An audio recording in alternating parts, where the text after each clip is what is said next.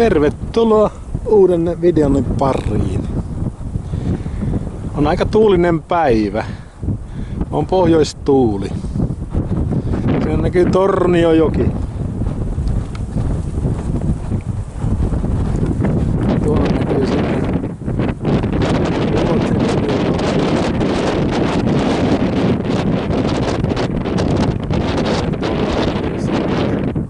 Matarenki.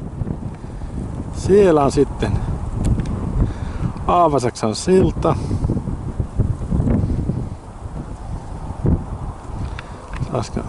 Ja siinä on jäänlähtömerkki. Joka vuosi on kyllä jäät lähtenyt, vaikka ei tuota merkkiä ole ollutkaan, mutta en ole veikannut. Tuolla vasemmalla puolella on Tengeliöjoki ja se on ihan auki. Et ei mene kauan, kun Torniojokikin aukeaa. Rannathan tässä on rannat on jo auki tässä näin. Joo.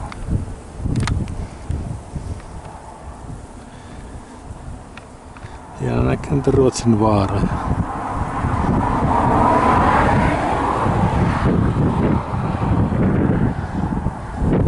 No niin, tää oli tällainen lyhyt video kohta alkavasta jäänlähtökaudesta. Kiitos kun katsoitte. Heippa!